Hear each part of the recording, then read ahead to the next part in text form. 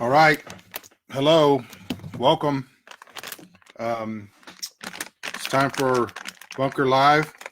Bunker, that's me. Sorry about the rattling, but I get a baby wipe.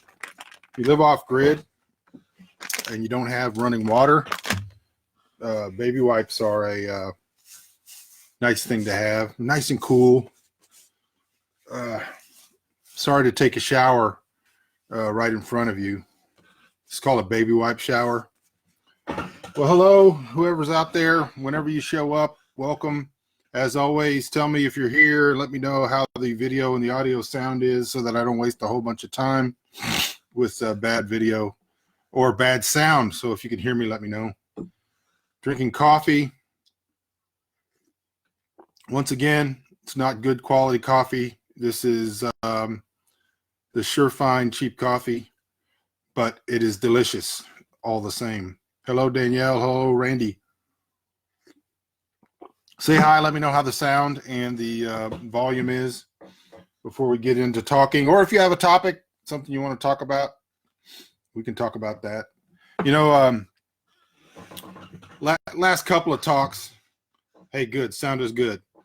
Everybody else, as you start to come in, let me know how the sound and the video is. Last couple of talks, I've talked a little bit about politics, not so much, more about thinking, how to think about politics than about politics. But and then somebody will private message me and they'll say, I don't want to hear you talking about politics. Well, then, you know, you're here. There's a comment section. Tell me what you do want to talk about. Send me a private message and say what you do want to talk about. Bring up a topic. But then there are other people that are like, what do you think about what's going on in the news or whatever? And so, you know, it's up to you guys, really, what you want to talk about. We can talk about whatever y'all want to talk about. But absent anybody jumping in and giving me a suggestion that I'm even interested in, and we can talk about, you know, the different platforms. We might talk about different things. I might talk about, I think 3 or 4 or 5 Facebook Lives ago, we talked about cognitive dissonance. We might have been talking about that over the last 3 or 4. About it today as well. In fact, I think I put cognitive dissonance and eating eggs with every meal as the title of this. Oh, am I talking too loud? I'm going to wake the puppy up. Well, puppy needs to get some right thinking. This is where it starts. Eating eggs with every meal was just a joke. I don't eat eggs with every meal, but when you're poor and you have chickens, the pigs are actually eating eggs with every meal. So when you're poor and you have chickens, you eat a lot of eggs.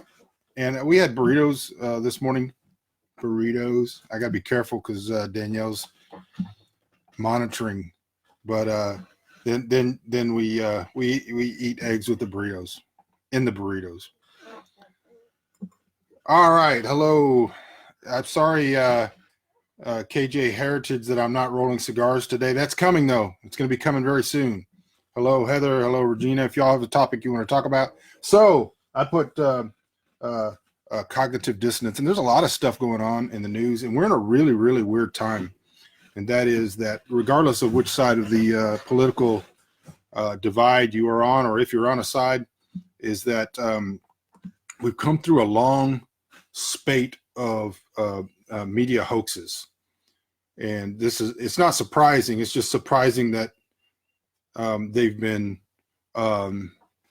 exposed. And so hoaxes happen all the time, but the fact that the hoaxes, and there's one in the news today, the Jussie Smollett thing, we'll get to talk about. Hello, Alan.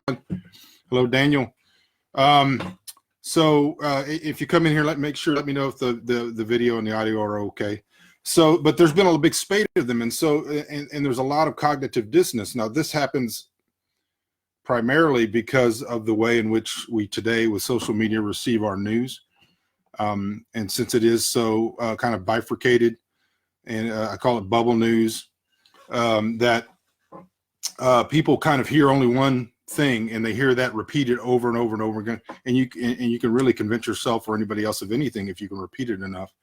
It's not absolutely true, but that's the way that lies and hoaxes. Hello, Chris in Brooklyn. Good. It sounded good. So we've had this spate of hoaxes, and I wrote a post about this morning, and it causes cognitive dissonance. And it can be, I can understand, it can be understood that people are deceived, because that's the purpose of everything that's going on in the world today, is to deceive people, because you want to move them to the left or the right. You want them to do certain things, demand certain things, and that's the way political power continues and grows over the people, is that you control them, and you control them by use of the media. You do it by a bifurcated media that teaches different people different things, so that they act opposite depending on the news. Then you control the news. You can move the beast whichever way you want it to go. So with this kind of spate of hoaxes going on, a lot of people are really confused or angry or hurt or upset. They don't really know what's going on. And so, and particularly with the Russia coup attempt, I don't want to call it a hoax, because it wasn't really a hoax. It was only a hoax in as far as the media activity perpetrating what was going on. But people that were paying attention on either side, even people like Glenn Greenwald and others who are highly or far on the left, saw it for what it was from the beginning. And so, what happens is, then the thing that happens is in complete contradiction or contrast to what you expected to happen. And that creates a cognitive dissonance, and that can be a very uncomfortable place to be. People can be confused, they can be hurt. And I made the point yesterday and this morning that there's one thing to be confused or be disgusted at, finding out that you've been tricked or whatever. It's quite another to be disappointed that the president hadn't actually committed treason. And I tried to explain it to somebody this morning, and it looks like my video might be getting a little glitchy, so y'all let me know if it's working. I pointed out to somebody this morning that the problem is the wishing, as a part of a body politic, wishing that the titular head of that body politic had operated with an enemy to the destruction of the body politic of which you're a part. That's a sign of mental illness, and also it's a sign of maybe something deeper, and that is the kind of maybe a suppressed hope for death, destruction, I don't know, slander, defamation, all of these things. And I think that people really need to kind of consider how you're feeling. If you're feeling upset that you were tricked, that's completely understandable. But if you're feeling like you were hoping, and so I put at the end of that post, I put hashtag love thy neighbor, hashtag the president is thy neighbor. Now, of course, I'm speaking here about biblical love, which doesn't mean you have to like him, doesn't mean you have to vote for him, doesn't mean you have to expend emotional capital for him. It just means that you don't actively, illegally, or wrongly do him harm. And slander, defamation, and all of those things are harm. And so my good friend, the idiot Forbes West, when I made a comment about Jussie Smollett, pointing out this very same thing, that there had been a legal operation concerning Jussie Smollett, and now the state's attorney general or district attorney or whatever has come out and said that they're going to drop all the charges. And so I made the comment in order to make people think that people need to be demanding all the records. And I did that for a couple of reasons. Number one, hey, y'all, let me know how this video is. Mine is pretty glitchy, so I don't know if yours is glitchy or not.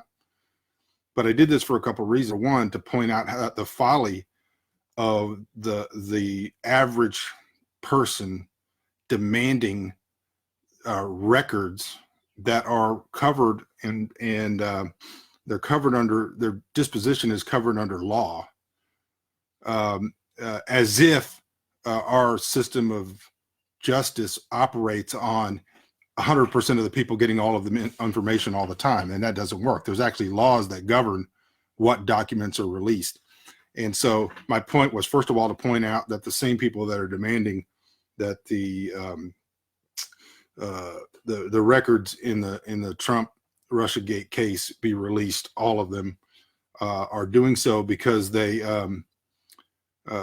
actually think they're going to get released, and those things are governed by law. And but those same people are not going to demand that we see all of the hidden records in the Smollett case. Now, other than that, there is no comparison between the two cases. The investigation into Trump found no wrongdoing.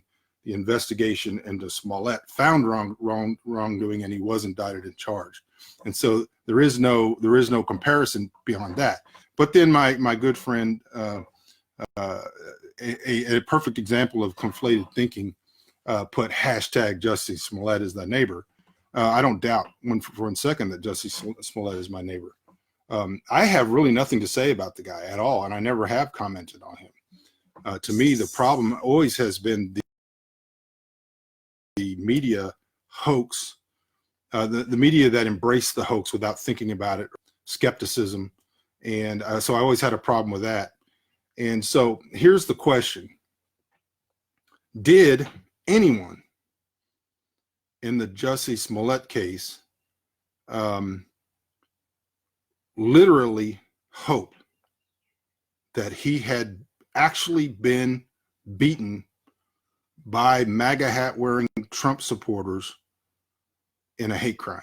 Did anybody really, really hope that that's what happened?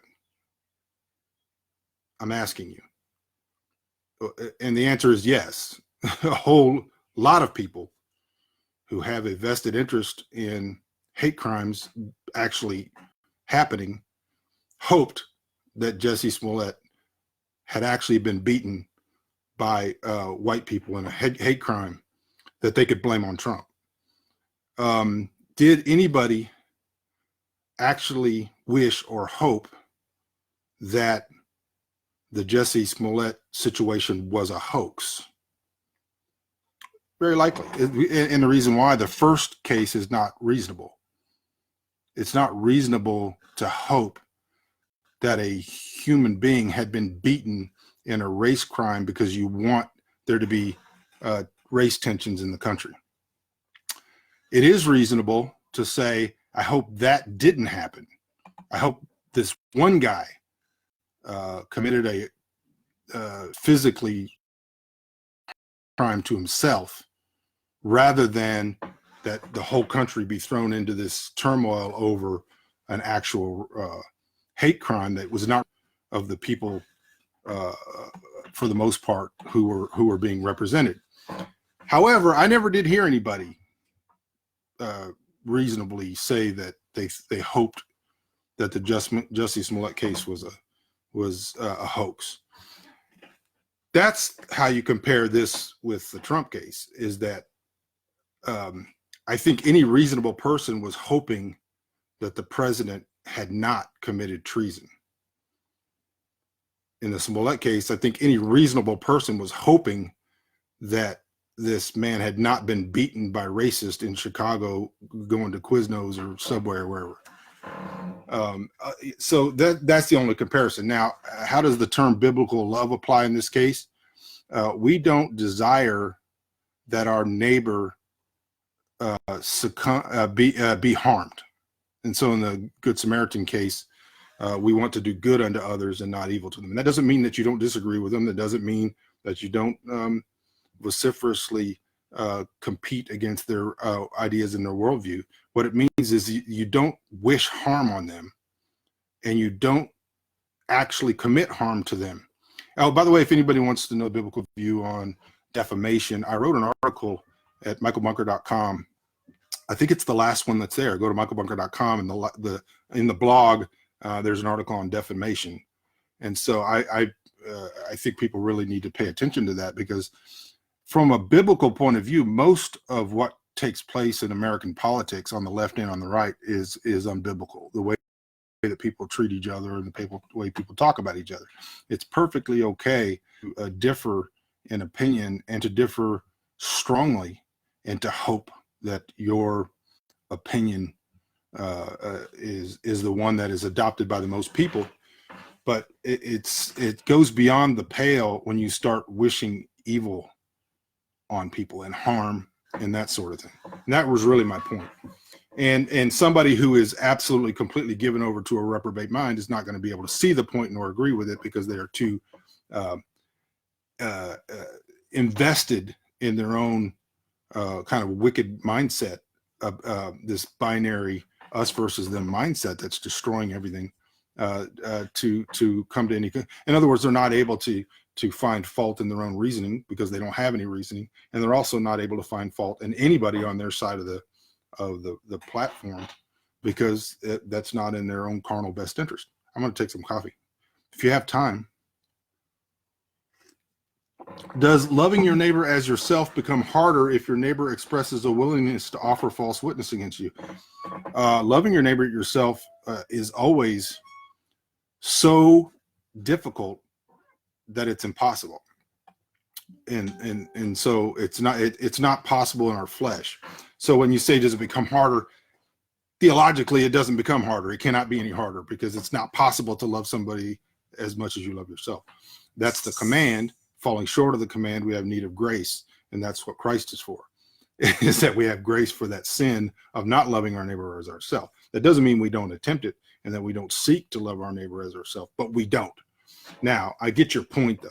Your point is, when your neighbor offers false witness against you, yes, it ramps up the contradiction or the conflict within ourselves concerning how love is manifest. So I personally, and I'm speaking of myself as a sinful person, I'm not good at this. I'm not good at, but I recognize that it's my responsibility. I know, Artie, I know you don't love your neighbors. That goes without question. Loving your neighbors does not mean going over and hugging them, and it doesn't mean that you appreciate everything they do. It doesn't mean that you appreciate, or it's not the idea of modern American love, even love, filial love between that. That's not the command. It concerns our behavior and our heart condition towards another, reflective of the fact that I am a bad neighbor to Christ. I am a evil, wicked, and I'm speaking, though some of you are not Christians, just listen to my point, because you need to know where I'm coming from. I'm a bad neighbor to Christ. I am hostile to him. I caused his death. My sin was heaped upon him, and therefore I'm a bad neighbor to Christ. And yet he was still merciful to me. He was still long-suffering to me. He still did not do the evil to me that I was due, and did not revenge himself upon me, but rather did the opposite of those things. And that's how love is respect. So in Artie's case, you don't have to go over and hug and kiss your neighbor and all those things. That's not what I'm talking about. I'm like, don't do them harm. Don't do evil to them. And so far as they do evil to you, try to reward that with good. That's what love is. Yeah, it is hard to love a neighbor who removes a property marker. Love is hard. In fact, it's impossible. So it's not like I'm saying, oh, this is something I've achieved. It's saying, having received grace and received love that I was not due, desire and get a desire given unto me, it didn't come from my flesh, to reflect that towards my neighbor. Yeah, and so I know I had some comments up here I missed. I'm going to scroll up a little bit. I know my wife made a comment. She said, good video. She said, the Smollett case being dropped will supposedly get us to stop talking about the failed Russia investigation, in my humble opinion. I think that's probably true. I think there's some other things going on. Diversion is a common tactic. I don't have any personal information that there was any Star Chamber meeting where they said we're going to divert attention, but I know that that's what the media does. And that there was probably some thought that getting everybody talking about this today was good to take attention off of what had been the conversation since Saturday. And so let me roll. If I didn't see your comment, Regina said, literally Satan in action. I never know if I'm informed enough to talk about anything intelligently that happened after 50 AD. I don't know if any of us are informed enough to talk about it intelligently. But I'm here to talk with you all about whatever you want to talk about. And if you want to talk about how these things affect us and how we ought to think, I'm perfectly willing to give my opinion. Jesse Smollett should be charged and prosecuted for what he did. Dropping the charges against him is a travesty of justice. That's a perfectly reasonable opinion. And I don't have a problem with anybody who thinks that. And I don't know that this is over. And I don't want to be like, and I'm just saying that as in a predictive way. I'm not saying what my own desires is. Frankly, I don't care about Jesse Smollett. I think that most reasonable people realize what happened, and it's going to haunt him for the rest of his life. But I don't. It is a reasonable thing to say that you want justice to be done. I don't have a problem with that at all.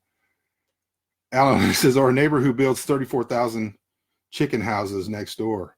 Well, living next to a chicken farm is definitely makes love difficult. If anybody has anything particular they want to talk about, also, hey, share this and let people know, and hopefully we can grow these, and together we can at least, even if we don't agree on things, we can at least maybe to come to some type of peaceful resolution as to how each other thinks about these things. That's really all I ask, is that people consider worldview and information. The fact that people are getting information from different places, and most of it is all manufactured. And so, it's easy for me to have a little bit of compassion on people that have been deceived, because I've been deceived before, no doubt. Probably still am now. I mean, look at me. Yeah, let the chickens vote. Once the chickens vote, we'll get this all sorted out. I hope the video is starting to clear up a little bit. Anyway, so what else do y'all want to talk about? My whole point in the opening cognitive dissonance things is that love covers a multitude of sins, and by that I mean, in this case, as it relates to this case, that trying to be understanding of where people are coming from, even if you don't agree with them, at least gives you space to consider that perhaps you yourself have received information that is not accurate. That you're operating based on a delusion. And the thing is, depending on the time and where we are in time, delusion, by definition, models the reality or a reality. And so, depending on where you are and what's going on in the world at the time, we could go back and talk about famous delusions. And those delusions are successful because of how closely they are capable of, or they are able to model reality. Now, that reality itself may be manufactured, and that helps the delusion take hold. But in considering our own delusions, a lot of times what we have to do is we have to consider where our data is coming from and how that data is being used to model our reality. And I think that's what's happened a lot with these hoaxes. And so we've got the Fine People hoax, you've got the Covington Catholic hoax, you have the Jesse Smollett hoax. I mean, there's been a number of them. There's been 10 or 12 of them just really right in a row. In the Russian coup attempt, which is a hoax as far as below the level of the coup plotters with the media and all of that. It was operating on a hoax level. And so, and what happens is when we're operating with a large populace that gains all of its information and data from disparate sources, then you have this buildup to conflict. How do you think the death of local newspapers is affecting the current state of things? I think it has a lot to do with it. But I think that local newspapers, even before their death, began to unreasonably rely on national reporting like the AP and UPI and those type of things. So that kind of predicted their death. But I think that the loss of community that happens with a local newspaper and the loss of the idea that culturally there are touchstones and things that as a nation or as a people we agree on, certainly can be put at the door of the destruction of local newspapers. But this is not to say that there was some golden era when we were all receiving good information. This has been a long slide into massive deception that started with deception. And so I'm not saying that. I'm just saying whereas before, every nation or culture, people, kin, whatever, basically went to the fire pit, okay, the bonfire. They sat around the bonfire and they talked and they saw similar things, and they had a similar frame of reference and a similar worldview. And though there might be disagreements, those disagreements were based around a similar worldview. That has been rent from us completely. And so the bonfire that the community used to come to and to discuss and those type of things has been replaced. So think of the bonfire in the center of the village, or the center of the colony. And that bonfire is metaphorical. It could have been the church. It could have been community center, where people came together to talk and all that. The bonfire is now this glowing box, whether it's the TV or the screen or the device that everyone individually stares into and gets their own fire to look into, and they get different, completely and utterly different data. They develop their own worldview, which is separate, and maybe they have some type of tribalism with people who they really have absolutely nothing to do with. So your village in history, you had things in common, and so you had things like agrarianism. You had buying and selling or trading of bartering of goods. You had certain values that were assigned to certain goods and and all those kind of things. There was a shared sense of understanding of what things were and what their value were, and that understanding came to the bonfire, or came to the community through this shared place where people went. And even later on, as late as when I was a child, when we only had 3 channels, 4 if you got PBS, that still was the community bonfire, because they were basically all saying the same things. Even if those things were wrong, they were shared. And then now, individually, even in the same household, you can have 4 people staring at a device, and all of them receiving different information based on a different foundation, and every one of them coming to different conclusions, or coming to the same conclusions based on different foundational devices or whatever. And that is a guaranteed recipe for dissolution of the culture and destruction of the culture. And so that's kind of where we are. And I don't mean to take this into a negative place, but knowing what's wrong with you or what's wrong with your culture and your society is probably one of the first steps in trying to do something to remedy it, even in yourself or your family. And so, it's become very rote for people to say, turn off the device and spend time with your family, take a walk. But there really is something to that. There really is something to the fact that we are getting our information from such disparate sources with different foundations, that this is inevitable. It's inevitable. And right now, this is going on kind of what are the Marquis of Queensberry rules, but those things are coming off. The gloves are coming off. All right. Is the number of hoaxes different now, or has communication technology simply made them more apparent? I think the difference is, and I said this at the beginning, maybe before you came in, Chris, is that the number of hoaxes has probably remained the same. The fact that the hoaxes are being exposed on a broad level, every level being different. In other words, there's people that broadly understand the Covington Catholic boys, the hoax that went on there. That just, as soon as the cover came off of that, we don't even talk about it anymore, really, unless it's the lawsuit that's going on. That became so exposed that it just dropped from public discourse. Whereas some of the other hoaxes, different groups have come to understand that they were hoaxes, and others still operate under the hoax. The number of hoaxes probably remains the same. But it is weird that we have a large number of them being exposed, and that may have something to do with the communication technology, as you mentioned, which has made them more apparent. And so I think that it's probably, I mean, if we go back and I mean, and Chris, of all the people, you can correct me here if I'm wrong, because you have a pretty good knowledge of history. Almost every war begins with a hoax.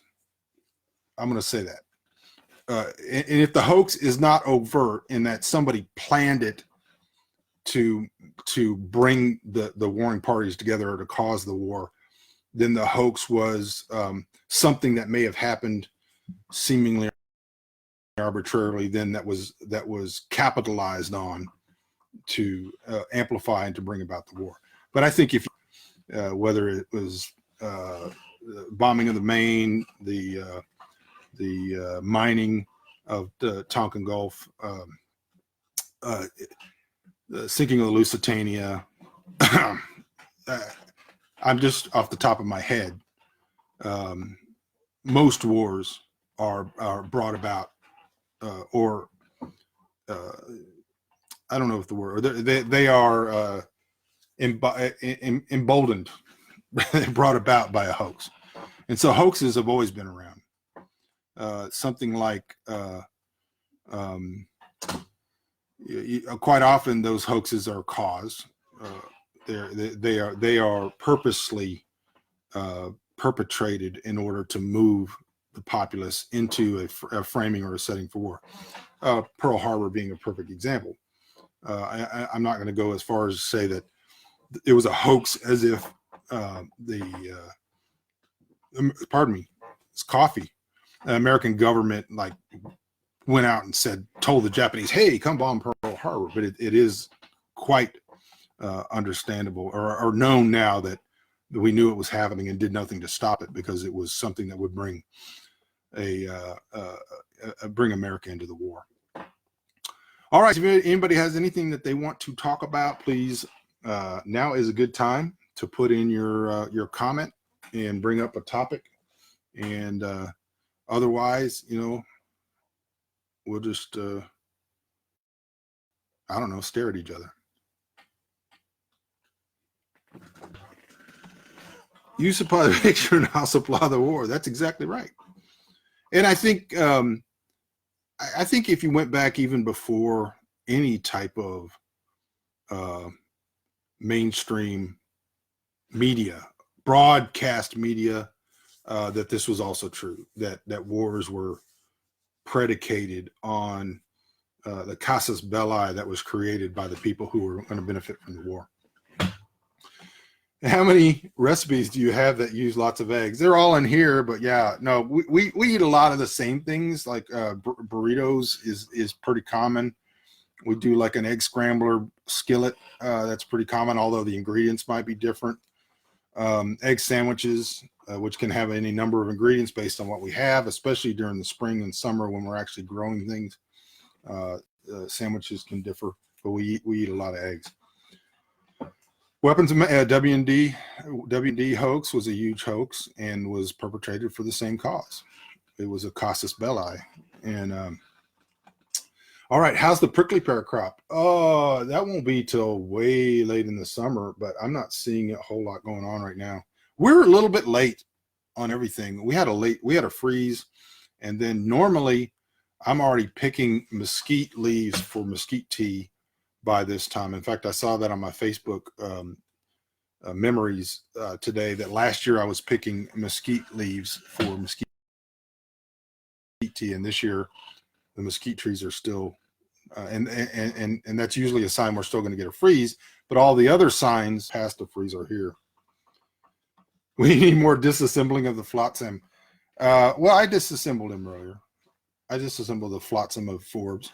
Forbes' problem is he's my friend, but he has no concept of love. His heart is so dark that the light of love cannot penetrate. I'm trying to think of a movie quote. His rocky heart is is a precipice on which the birds of love may not perch. That's not the quote from the movie. And since he doesn't know what I mean by love, then he can make jokes. And one of the ways he benefits on the internet is first that he has ready access to Google before he ever has to respond to anything. And so he's not as quick in person. And second is that he makes comments that would take you so much to disassemble. It would take this whole show for me to disassemble how stupid the comments are. Then he benefits by me just saying, "Oh, you're an idiot." But I still like the guy. Don't know why. Maybe it's just my, I don't know. I don't know what it is. All right.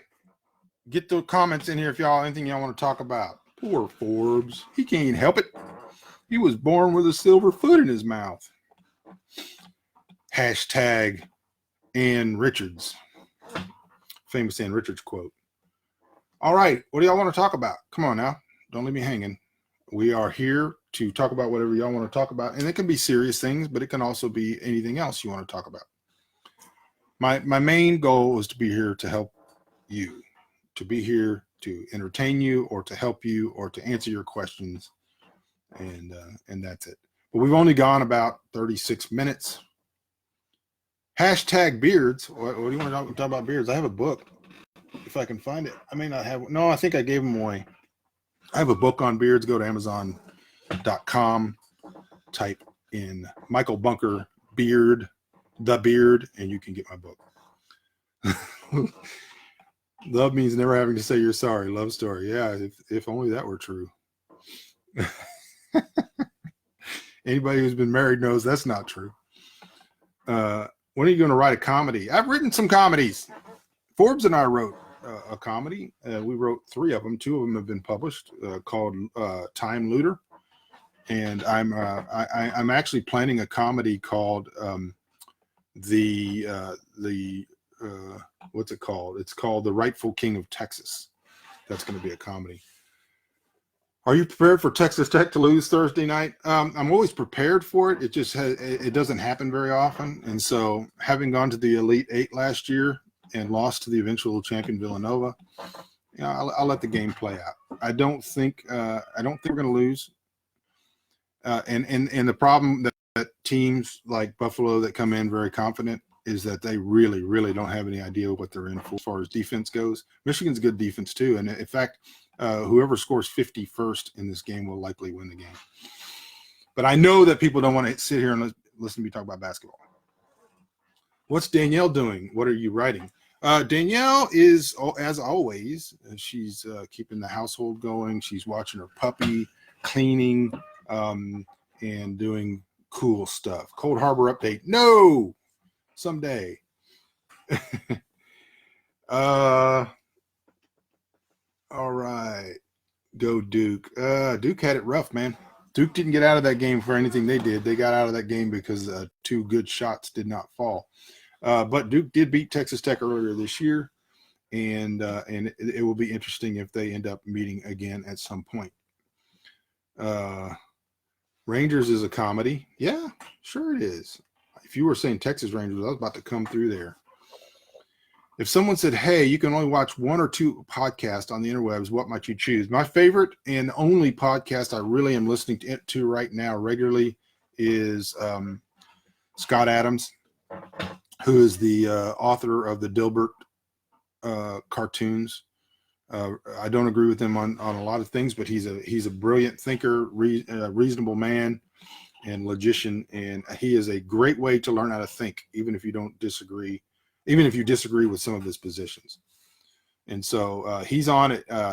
If you follow him on YouTube, then you'll get alerts. They won't be live, but if you want to follow him live, listen to him live, he's on Twitter, Periscope at 9 a.m. every morning. Every morning he does about 1 hour, 45 minutes. He does live, talks about what's going on in the news or particular topics. He has done a great job at disassembling the Fine People hoax, the Charlottesville hoax. So, and he recently on his Twitter just put up a thread with all the videos and data and all that, disassembling that hoax.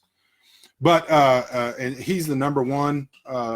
Then as far as the other ones go, I don't really listen to a lot of political podcasts or those type of podcasts. I do like YouTube because there are people that I like to listen to on there. Different things: woodworking, survival, preparedness, bushcrafting, all that kind of stuff. But if there is a really, really good podcast out there that people like to listen to that's not about writing, you can put it in the comments and maybe I'll check it out. All right, if there's anything else y'all want to talk about, we got a pretty good little audience here right now, so we could stick around for another 20 minutes or so. It's up to you guys, but I need some topics. We are in the midst of spring. It's 70 beautiful degrees outside and blue skies. Beautiful day today. We are running the solar pump down at the pond to get water up for the horses. And Jennifer and Sarah have been working a little bit.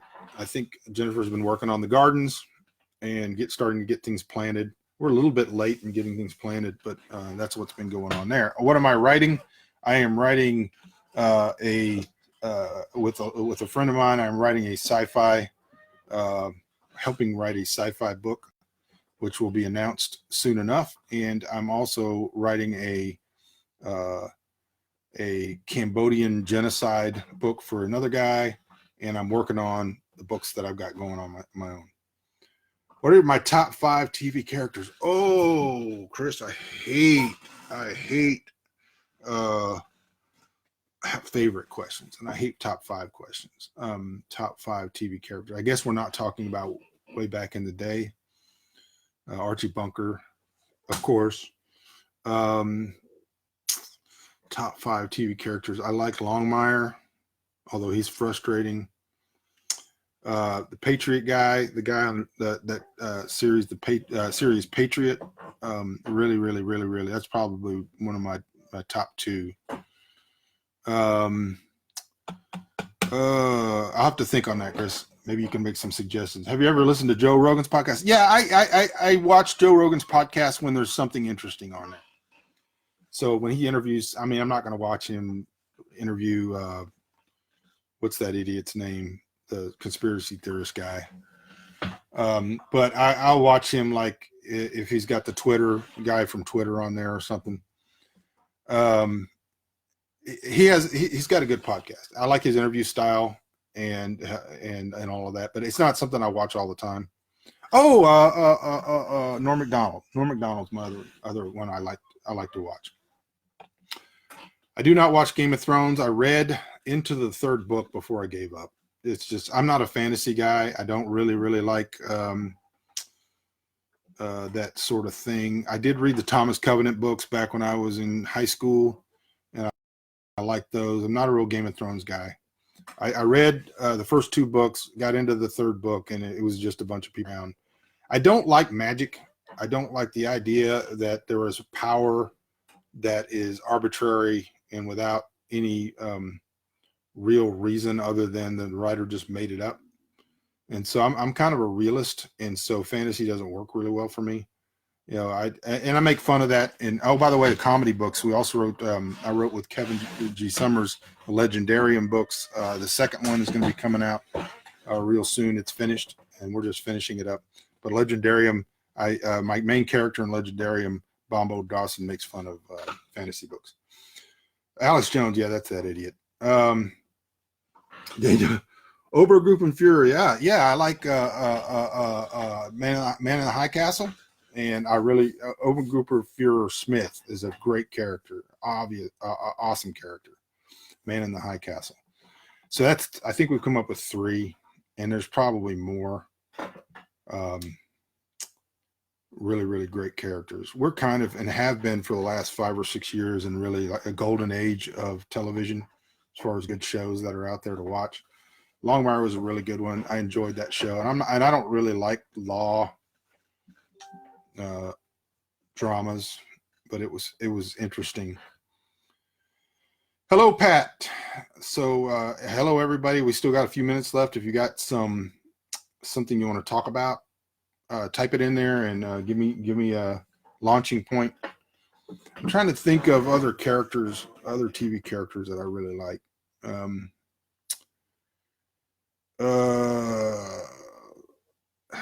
just not able to think of it right now. I don't know. Prompt me. Give me suggestions or just things you want to talk about. You guys got to help me because I'm going to try to make these shows 45 minutes to an hour, and that's maybe about where we are. Justified, never watched it. I've heard people that really, really like it. It just didn't ever seem to hit me as something that I really wanted to watch. But I've heard good things about it. Favorite Bond movie? Oh, I like all of the old Bond movies. I like the Sean Connery movies. I liked Goldfinger. It was probably one of my favorites. I like the new ones. I don't like them as much as the old ones, though. Still like Matt Dillon, Gunsmoke. Yeah. I didn't know we were going back that far, but I had a lot of old characters. Barney Miller, great, not only a great character but a great show. Barney Miller was kind of, and by the way, he's still alive. The guy who played Hal Linden is still alive, and he's a jazz musician, I think, has a jazz show. But Barney Miller was kind of like the good guy. He was like the good guy that I like to watch because I felt like he was a good cop. Richard said, I want you to write a comedy series for YouTube about wacky plane guy interacting with the masses of sheeple where hilarity ensues. I don't know if I have the background to write that. That seems just so foreign from what I do.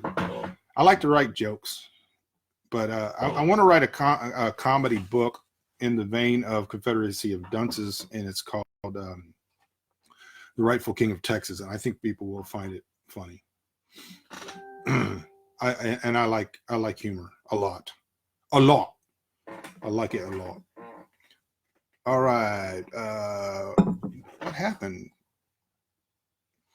Top of my head, I'm no practical. Oh, these are all going to be great. Love Don Draper, agree. Gary from 30 something, never watched 30 something. Hawkeye Pierce, not my favorite character in that show, but I did like the show.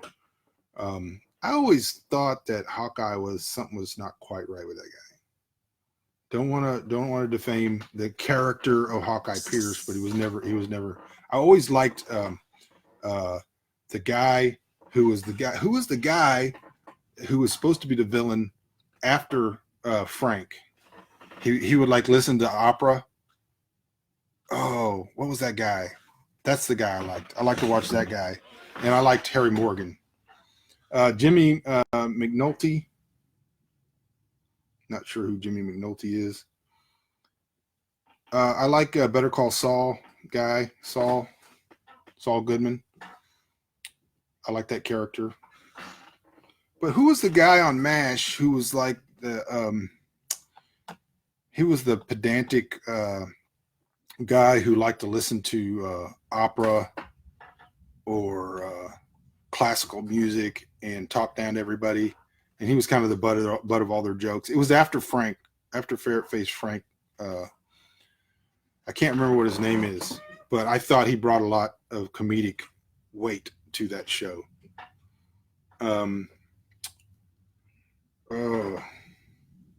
Yeah, the Boston guy. What was that guy's name? Charles Emerson Winchester III. Bam! Daniel knocks it out of the park. That's right. Charles Emerson Winchester III. He's just, I like people who play a good comedic villain or the kind of the contrary character. Ricky Gervais has a new show called Afterlife. I liked Ricky Gervais in the original Office, and I liked it. He did one called Extras that was really, really funny. But I have not seen Afterlife. Winchester, yeah, Chris, you got it.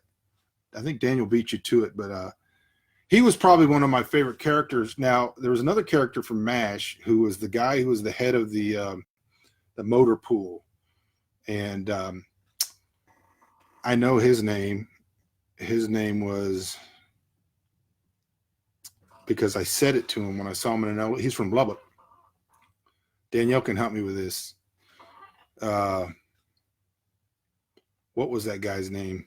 Oh, he was the head of the motor pool, and he was also the villain cop on, I think, the police, those police comedies. My memory's horrible. This is the way. One of the reasons I like being on podcasts with Forbes is I can just give a clue, and Forbes will jump in and automatically knows what the show is. He has the cultural gravitas, and so this is the way. Rizzo, yeah, Rizzo, yeah, and so I was working for a moving company, and I got into an elevator in Lubbock, and Rizzo, the guy who plays Rizzo, was from Lubbock, and I got into an elevator in Lubbock, and it might surprise some of you that there are elevators in Lubbock, but there are, and he was on there, and I looked at him and I said Rizzo, and he laughed, and then he said he appreciated me remembering Rizzo since most people recognized him from the Police Academy movies, so that was kind of nice. All right. Captain Flag. Captain Flag was an awesome character. Captain Flag was a lot like the guy on Barney Miller, who was the detective. In fact, they may have been played by the same person. I can't remember, but fantastic character. Hawaii Five-0. I like the original. I think I watched one episode, the opening episode of the new one. Hawaii Five-0 was not something that I wanted to see remade, and neither is Magnum P.I. Hello from Missouri. Good to see you. Thanks for stopping by. I don't know how much longer we're going to be here, but as long as you guys want to. He was also the bad cop on the movie Mannequin. Yeah. He fit the bad cop trope pretty well. And so I like characters like that. I like characters, especially in a comedy, who can play the. Do they have basements in Lubbock? Yeah. In fact, after the 71 tornado, a lot of people built basements and tornado shelters. Then they stopped again. So usually if you find a house in Lubbock that was built probably between 71 and maybe early mid 80s, there's a lot of them have basements and or tornado shelters. But then they stopped because there's just so much land. It's so spread out. Ranch style houses generally don't have basements. Our house just west of Lubbock, which my parents moved to after I graduated high school in Odessa, had a basement, and it was fantastic. So they do have basements, but they also have elevators. Do you wear a belt and suspenders? No, I don't. I don't wear a belt for a lot of reasons, mainly because it is medically not a good idea for grown men to wear belts. It's bad for your health. But I know people that wear belts who are maybe slender, and they do it solely because they want to hang things on there. And so one of the negatives of suspenders is that you don't really have a place to hang, like if you want to carry a pair of pliers with it or something that you would normally clip on a belt, a tape measure, you can't do it. So I have a pair of suspenders that clip on a belt. But I don't wear a belt because I don't believe in it. And if you spend any amount of time sitting down, wearing a belt is just a bad idea. It's bad for your gut and can cause in fact, a lot of inflammation problems that lead to a lot of that lead to a lot of male health problems come about because of people wearing belts. But I understand, and it is frustrating to me. Like if you have a knife like this that comes with a sheath that's got a belt loop, you really can't it's just, so I do have a suspenders that go with a belt. A Merce is a good option. Have no idea what you're talking about. No idea what a Merce is. Odessa Permian Panthers, Friday Night Lights. No, I didn't go to Permian because I'm not a reprobate. I went to Odessa High. Thank you very much. But I was there during the time of Friday Night Lights. I think I had just left. I think that the original book takes place 2 years after Chris and I graduated. But we did, and I do know some people that were represented in the movie. LOL, Batman had issues with Abominable because of the utility bill. Yeah, Makes perfect sense. It's true. A bandolier, both a good, cool word and a good idea. A bandolier is a good idea. What is the greatest character in a Western, and why is it Doc Holliday? Tombstone. I would agree completely. That Doc Holliday, played by Val Kilmer, is the best character in a Western. Although there was a movie that came out about the same time that was a Western that starts with an S, Silverado, and there was the guy that played the crazy guy, the guy from Dances with Wolves, who directed and produced Dances with Wolves. Can't think of his name right now. Was in that movie, and that was also a great comedic character in a Western. Can't think of his name. I'm bad about that. You know, I keep so many things in my brain, historical things, philosophical, theological doctrines, scriptures, that proper nouns for entertainment, names of movies, names of characters. Kevin Costner in Silverado was fantastic. Really, really funny. When I remove the knife that I keep in my boot from its sheath, it cannot be returned until it has shed blood. You're pretty good with those cultural quotes. Yeah, I don't always wear boots. Right now, I'm not wearing boots. Kevin Costner, that is correct. Kevin Costner plays a lot of good Western characters, though. He also played the Hatfield and the McCoys guy, Hatfield, I think, and he was pretty good in that. We don't make enough good. He was also in, I believe, in Wyatt Earp, and I believe he was also in Open Range, which was a fantastic Western. They just don't make good Westerns anymore that aren't just foul. Just foul. And there's only like 5 Western stories, and they all have the same basic layout. But I was not in Silverado. I know that you probably thought that I was the midget bartender lady, but I was not. I think that was in Silverado. They had the midget bartender lady, and she had the ramp and the platform behind there where she could stand up and bartend. But that was not me. She was also. I'm just riffing now. She was also in another great war movie that I can't think the name of. He was in The Postman. That's true, which was also a very, very good movie that is underrated. Somehow I feel like this Bunker Live has gone off the rails, and we're running out of time. So, hey, y'all, I'm going to call it quits. I appreciate you. If you have any things you want me to talk about on the next show, you can put them in the comment section, and I will read them. You can also private message them to me. I appreciate you guys tuning in, and I will see you all soon. Lord willing, we'll see.